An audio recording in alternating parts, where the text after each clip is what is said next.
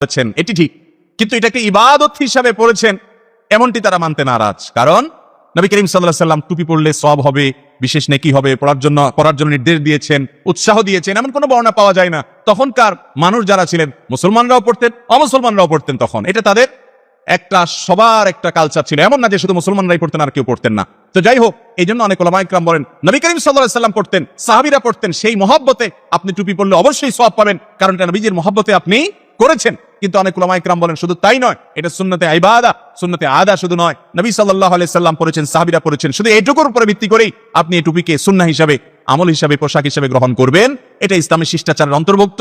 তাই বলে টুপির কোনো বিশেষ ধরন ইসলাম ঠিক করে দেয় নাই। অতএব টুপির ধরন যাই হোক না কেন, সেটা টুপির কাজ যদি দেয় এবং বিধর্মীদের সাথে কোনো সাদৃশ্য গ্রহণ না করে, যেমন ইয়াহুদীদের বিশেষ রকমের টুপি আছে, এরকম কোনো কিছু যদি না হয়, তাহলে সেক্ষেত্রে যে কোনো টুপি পরলেই হবে। আমাদের দেশে এক এক তরিকার মানুষ এক এক রকমের টুপি পরে, এটা ঠিক যে এক এক পথের অনুসারী দেখা যায় যে তারা এক রকমের টুপি পরে, আরেকজন আরেক রকমের টুপি পরে। তো এই টুপি পরার ক্ষেত্রে কেউ তো আর এই বিশ্বাস রাখে না যে এই টুপিটা পরলে, আমরা যে টুপিটা পরি এরকম টুপি পরলে সওয়াব হবে, পাঁচকল্লি পরলে সওয়াবটা বেশি হবে, জালি টুপি পরলে সওয়াবটা কম হবে, আর যে শক্ত যেটা আপনার বক্সের মতো মাথা, এটা পরলে আবার সওয়াবটা কম হবে, এরকম কোনো কথা দুনিয়াতে কেউ বলে না। অতএব এগুলোর পার্থক্যের কারণে সওয়াবের কোনো কম বেশি।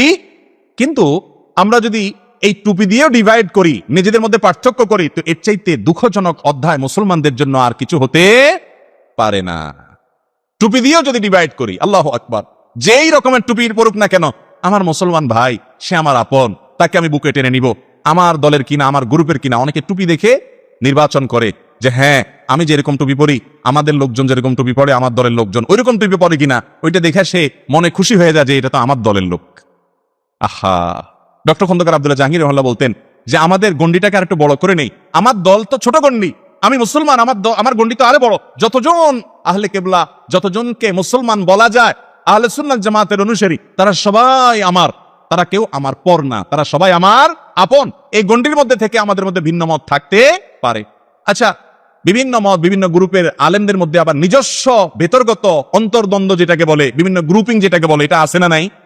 কিন্তু এটা কোথাও কেউ প্রকাশ করে না, ঠিক না বে ঠিক? মনে করেন কথার কথা কওমি মাদ্রাসা, তো কওমি মাদ্রাসার আলেমদের মধ্যেও আবার বিভিন্ন রকমের চিন্তাধারা, ছোটখাটো বিচ্ছিন্ন বিষয় নিয়ে আছে না নাই?